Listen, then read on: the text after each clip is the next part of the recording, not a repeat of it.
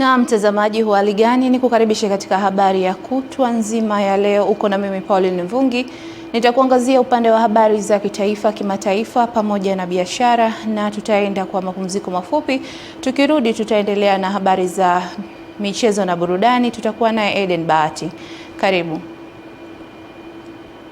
Serikali ya Mapinduzi ya Zanzibar imesema itaendelea kuwa karibu na kushirikiana na jumuiya ya diaspora katika kuhamasisha maendeleo ya nchi kwa kutoa nafasi ya Wazanzibari waishio nje kushiriki katika harakati za maendeleo. Tupate taarifa.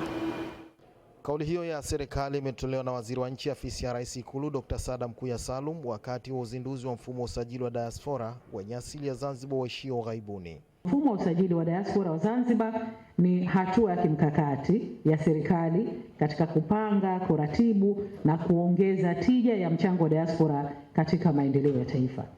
Kupitia mfumo huu, serikali itapata takwimu sahihi ambazo zitawezesha kama nilivyosema kuwaunganisha wana diaspora na fursa za uwekezaji katika sekta za vipaumbele ikiwemo utalii, uchumi wa buluu, kilimo, elimu, afya, tehama na viwanda vidogo vidogo. Aidha, Dr. Saada amesema lengo la serikali kuja na mfumo huo ni kuwatambua na kuwaunganisha na fursa Wazanzibari waishio nje ya nchi na si vinginevyo. Usajili huu wala hatukutafuti wewe unafanya nini, tunataka wewe tukuunganishe na fursa zilizopo kwa maendeleo ya nchi na kwa maendeleo yako wewe mwenyewe binafsi. Mkurugenzi idara ya ushirikiano wa kimataifa na uratibu wa Wazanzibari waishio nje ya nchi Dr. Haji Gora Haji amesema tayari diaspora 1312 wamesajiliwa kwenye mfumo huo. Matumizi ya mfumo huu yanasimamiwa na Ofisi ya Rais Ikulu ikishirikiana kwa karibu na Idara ya Uhamiaji Zanzibar na Wakala wa Matukio ya Kijamii katika uendeshaji wake. Mheshimiwa mgeni rasmi, mfumo huu umeundwa kwa kuzingatia urahisi wa matumizi, usalama wa taarifa na ufanisi wa wanadiaspora wataweza kujisajili wakiwa popote walipo duniani. Baadhi ya wanadiaspora wameelezea namna mfumo huo utavyowasaidia katika kushiriki hatua za maendeleo.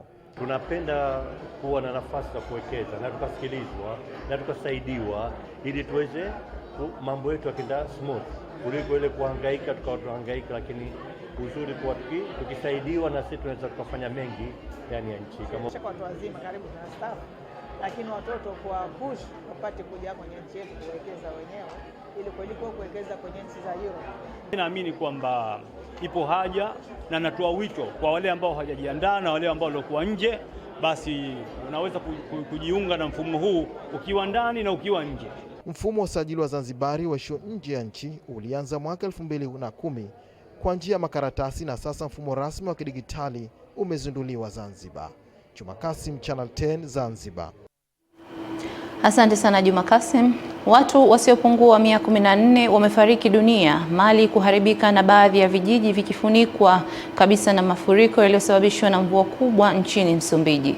Timu ya waokoaji nchini humo inaendelea kutafuta watu walionusurika kutoka na mvua zinaendelea kunyesha tangu ulipoanza msimu wa mvua mwanzoni mwa mwezi Oktoba mwaka jana. Uokoaji kwa helikopta unaendelea katika mji wa Gaza nchini Msumbiji, huku taasisi ya taifa ya usimamizi na uhimilivu wa majanga ya Msumbiji INGD imeonyesha video za operation ya kuwaokoa wakazi waliokwama juu ya paa za nyumba na kwenye miti kutokana na mafuriko. Kwa mujibu wa mamlaka, mvua kubwa iliyodumu kwa wiki kadhaa nchini humo na jirani yake Afrika Kusini zimesababisha vifo vya watu 150. Shirika la UNICEF limesema zaidi ya watu 500,000 katika maeneo ya kusini na kati ya Msumbiji wameathiriwa na mafuriko hayo.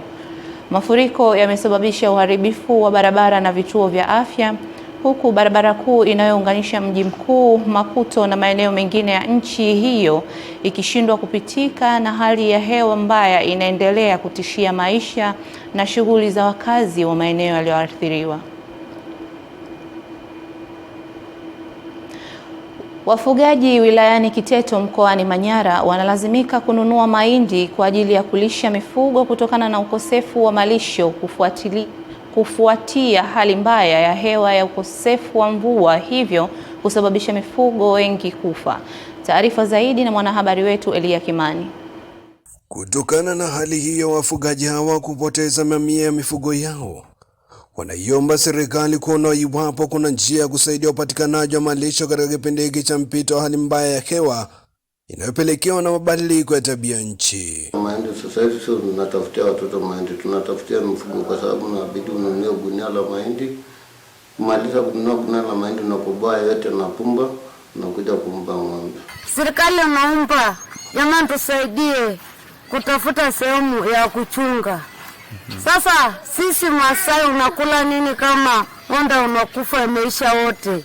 Mvua zinyeshi, majani hamna, yani mifugo wanaisha kulikweli. Wakati jitihada za wafugaji kuokoa mifugo yao zikiendelea, mwenyekiti wa kijiji cha Partimbo Matayo Sadala anakiri hali ya mifugo ni mbaya, lakini linaibuka pia swala la utapeli kwenye juhudi hizo. Mpaka sasa hivi kuna mifugo yanaendelea kufa na unakuta mara nyingi sana tumekuwa tuna wale wanaotuuzia, unaweza ukakuta wengine sio waaminifu. Wanaweza wakaweka debe moja pumba chini, katikati wanaweka randa zile za mbao. Hali ya mifugo kijiji cha Partimbo ni mbaya kweli. Kutoka wilayani Kiteto mkoani Manyara, mimi ni Elia Kimani, Channel 10. Serikali ya Jamhuri ya Muungano wa Tanzania kwa kushirikiana na serikali ya Finland imetiliana saini hati ya makubaliano ya kikanda MOU chini ya mradi wa maendeleo ya matumizi ya ardhi na minyororo ya thamani ya msitu unaojulikana kama Foreland, kwa lengo la kuimarisha usimamizi shirikishi wa mandhari ya misitu katika mikoa ya Njombe na Iringa. Tupate taarifa kutoka kwa Michael Patrick. Katika tukio la kusaini makubaliano hayo lililowakutanisha makatibu tawala wa mikoa ya Njombe na Iringa, imefafanuliwa kuwa katika mkoa wa Njombe jumla ya vijiji 46 vinatarajiwa kunufaika na mradi huo, huku mkoa wa Iringa ukiwa na vijiji 26 vitakavyohusika katika utekelezaji wake, ambapo lengo la MOU hiyo ni kurasimisha mifumo ya ushirikiano kati ya tawala za mikoa na mradi wa Foreland. Kwa hiyo mradi utasaidia kwa kiasi kikubwa kupunguza matukio ya moto, na kwa kufanya hivyo wananchi wataendelea kunufaika na miti wanayopanda. Najaribu kuangalia katika mnyororo mzima wa thamani wa mazao ya misitu ni fursa ngapi zinazopatikana hapo katikati, ili kwanza kuongeza tija, kuongeza ajira. Wakizungumza kwa nyakati tofauti baada ya kusainiwa makubaliano hayo, kaimu katibu tawala wa mkoa wa Njombe Joseph Mutashubilwa pamoja na wa mkoa wa Iringa Nuru Sovela wamekuwa na haya ya kusema. Kwa hiyo ni matarajio yetu kwamba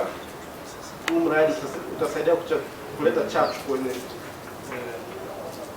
uchumi kwa wananchi kwa jumla Njombe, utasaidia pia kupunguza umaskini. Natambua kwamba issue za capacity building zitakwenda kusaidia hasa kukuza sekta hii ya misitu katika mkoa wetu wa Iringa na katika halmashauri zetu 3, Kilolo, Mufindi pamoja na Mafinga. Document yetu ya makubaliano tuitekeleze according, tusipunguze, labda kama tutaongeza. Kwa upande wake, mshauri mkuu wa kiufundi wa mradi wa Foreland kutoka nchini Finland, Michael Haweks, amesema projects where Tanzania has been Finland has been supporting Tanzania in forestry, and this is following on from several projects before. Here in Iringa and in Njombe, there is a tremendous wealth of smallholder forestry. Kutoka mkoani Njombe, Michael Patrick, Channel 10. Kamandi ya kusini ya jeshi la Marekani imeikamata meli ya mafuta inayomilikiwa na Venezuela kwenye bahari ya Caribbean. Kwa mujibu wa taarifa iliyotolewa na jeshi hilo, vikosi hivyo vimesema meli hiyo ya Sagita ilikuwa imekeuka marufuku iliyowekwa na Rais Donald Trump. Ukamataji huo unakuja ikiwa ni karibu siku 20 zimepita tangu kukamatwa kwa aliyekuwa rais wa nchi hiyo Nicolas Maduro.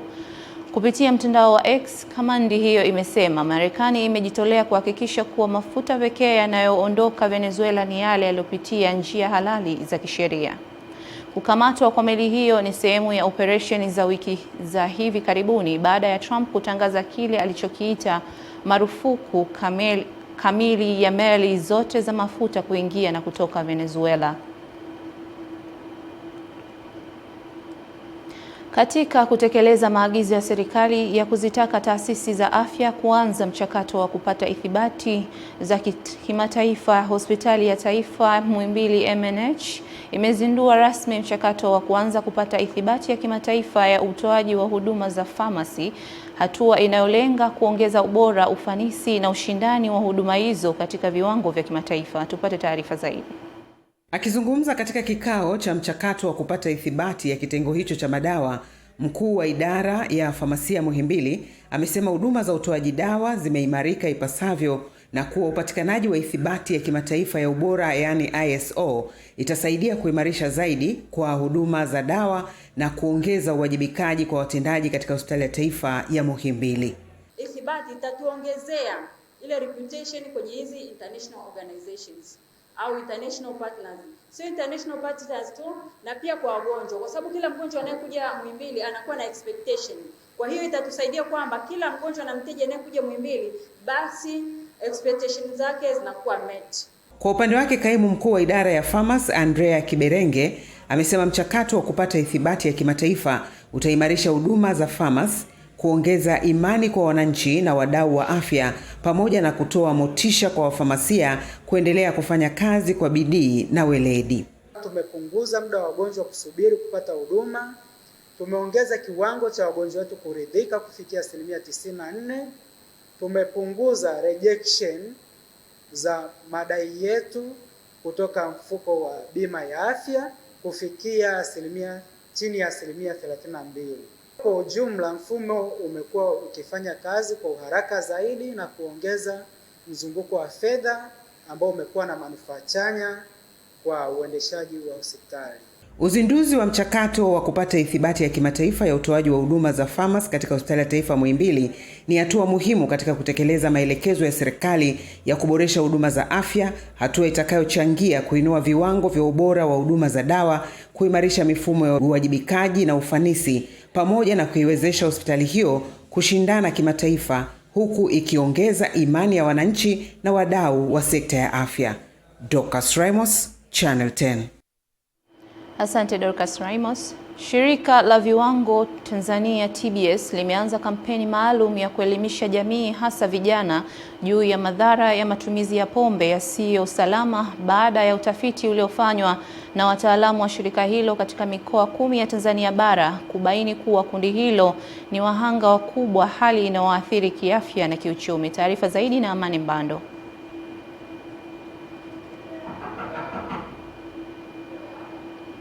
Mkuu wa wilaya ya Kigamboni amewataka wazazi kuhakikisha kuwa ifikapo mwisho wa mwezi huu wanafunzi wote waliopangiwa shule wanakuwa tayari wameripoti, huku akisisitiza kuwa kwa wale ambao bado hawajaripoti, mamlaka husika zichukue hatua kubaini walipo na sababu za kutoripoti shuleni. Akizungumza wakati wa ziara kutembelea shule za msingi na sekondari wilayani humo kwa lengo la kukagua mwitikio wa wazazi katika kuwapeleka watoto wao shule, hususan wanafunzi wa darasa la kwanza na kidato cha kwanza, amesema hali ya kuripoti kwa wanafunzi inaendelea kuwa nzuri na ya kuridhisha, akibainisha kuwa tangu kufunguliwa kwa shule takriban 70% ya wanafunzi waliopangiwa tayari wameripoti. Katika ziara hiyo, mkuu wa wilaya ametembelea shule 4 ambazo ni shule ya sekondari Kidete, shule ya sekondari Abu Jumbe, shule ya msingi Saranga pamoja na shule ya msingi Vijibweni. Kwa hiyo ni lazima tuwaambie wazazi na tuwatafute hao watoto kwamba watoto waripoti haraka mashuleni. Yaani sisi tunataka itapofika hii Januari, itapoisha, watoto wote Kigamboni, shule za sekondari na za msingi, wao wameripoti kwa wakati. Tunamshukuru Mungu kwamba hii ni shule ya kwanza ambayo ameanza kutembelea, hakuna changamoto, wanafunzi wameripoti. Walio wachache ameagiza kwamba tuwafuatilie tuweze kujua kwamba wako sehemu gani. Lakini pia tunakwenda kutoka hapa tunakwenda shule ya msingi, nako kule tunakwenda kuangalia uandikishaji wa wanafunzi wa elimu ya awali na wanafunzi wa darasa la kwanza. Kwa mwaka 2025 tumepangiwa kupokea wanafunzi wa kidato cha kwanza jumla yao 268, kati yao 107 ni wavulana na 161 ni wasichana. Walio ripoti mpaka sasa ni wanafunzi 152, kati yao wavulana ni 70 na wasichana wako 82. Kati ya wale ambao hawajaripoti, wengi wao wametoka shule za private kama Dolphin, Fray Louis. Kwa hiyo tuna uhakika kwamba wazazi wengi ambao watoto wao wamesoma shule za private wanakuwa hawaleti kujiunga na shule za serikali. Wito umetolewa kwa walimu kushirikiana na wataalamu wa afya katika kuwafanyia wanafunzi uchunguzi wa ugonjwa wa malaria, huku hatua ambayo ni muhimu katika kubaini maambukizi mapema, kudhibiti ueneaji wa ugonjwa huo na kuhakikisha wanafunzi wanabaki salama kiafya ili kuendelea vyema na masomo yao. Taarifa ya Masanja Mabula kutoka Pemba inafafanua. Akifungua mkutano maalum uliowakutanisha walimu wakuu na maafisa wa afya kisiwani Pemba, afisa mdhamini Wizara ya Afya Hamisi Bilali Ali amesema walimu wana nafasi kubwa ya kubaini dalili za awali za malaria kwa wanafunzi wanaoishi dahalia. Hivyo ushirikiano wao utasaidia kufanikisha zoezi la uchunguzi na tiba kwa wakati. Ona kwamba wizara hizi tunashirikiana, lakini kwa leo nione kwamba tunapata ufanisi. Pemba kufanya jambo lote kwa fedha. Hasa ni wizara ya elimu, na iamini kwa asilimia zote kwamba kazi hii itafanyika kwa ufanisi mkubwa na hakuna wanafunzi atakayekuwa kalengwa akata. Naye afisa mradi wa kupambana malaria Zanzibar Bakari Sharifu amesema lengo kuu la mkutano huo ni kupanga na kuimarisha mikakati madhubuti ya kumaliza ugonjwa wa malaria, hususan katika maeneo ya shule zenye dahalia. Malaria ni jambo mtambuka. Hatuwezi kumaliza malaria wizara ya afya pekee. Lazima tushirikishe sekta nyingine ambazo tunahisi kwamba zina mchango mkubwa katika kuleta visababishi vya maambukizi ya malaria. Na tumeona kwamba Wizara ya Elimu ni miongoni mwa sekta muhimu sana ambazo tunaweza tukashirikiana nazo kwenye eneo. Kwa upande wa washiriki wa mkutano huo, wameshauri Wizara ya Afya kupitia kitengo cha kupambana malaria kuweka utaratibu maalum wa kupata vyandarua wanafunzi wanaoishi dahalia. Ningeweka katika mpango maalum kwamba katika hizo sehemu ambazo huwa wanaishi wanafunzi basi zitiwe dawa kwa ajili ya kuepusha hivyo vimelea. Na mkakati gani wa kuhakikisha kwamba madahalia vyandarua vinatumika, na mkakati huu unalenga zaidi juu ya upatikanaji wa vyandarua katika mazingira ya dahalia. Lengo kubwa ni kuwaokoa vijana wetu ili waweze kuwa vizuri, waendelee kujifunza vizuri kama ambavyo taifa linataka. Masanja Mabula, Channel 10, Pemba, Zanzibar. Shirika la Afya Duniani WHO limesema uuzwaji wa vileo pamoja na vinywaji vyenye sukari nyingi kwa gharama nafuu katika baadhi ya nchi duniani unachochea ongezeko la magonjwa yasiyoambukiza. WHO imetaja kiwango cha chini cha kodi katika bidhaa hizo kama moja ya sababu ya bidhaa hizo kuuzwa kwa gharama nafuu, jambo linalosababisha kuongezeka kwa magonjwa hayo kama vile kisukari, magonjwa ya moyo, saratani na mengineyo ya aina hiyo. WHO imeeleza hayo katika taarifa yake kwa umma iliyotoa Januari 13, 2025 baada ya uzinduzi wa ripoti zake mbili za kimataifa ikitaja makundi ya vijana na watoto kuathirika zaidi na magonjwa hayo. Katika ripoti hizo, WHO imetoa ushauri kwa nchi mbalimbali duniani kuongeza kodi na ushuru katika vinywaji hivyo pamoja na vilevi, jambo ambalo litasaidia kuongeza mapato ya serikali na kupunguza matumizi ya bidhaa hizo. Imesema fedha zitakazopatikana zitasaidia kuboresha utoaji wa huduma mbalimbali zikiwemo za afya kwa umma.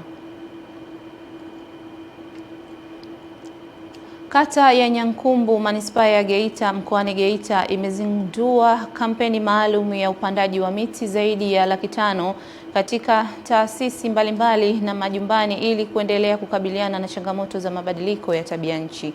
Taarifa zaidi na Mrisho Sadik.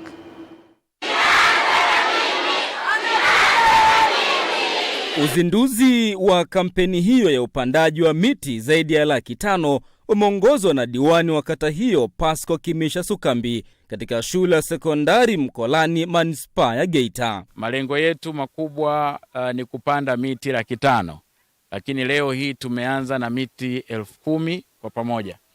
Kampeni hii ni kwa ajili ya kuboresha mazingira yetu. Kwa sisi kama Nyankumbu tumeamua sasa kuifanya Nyankumbu ya kijani, si kwa maneno bali kwa vitendo. Lakini kampeni hii haitaishia katika taasisi tu. Kampeni hii itaenda mpaka kwa wananchi, ambako kampeni hii inamtaka kila mwananchi katika makazi yake kupanda miti isiyopungua 3.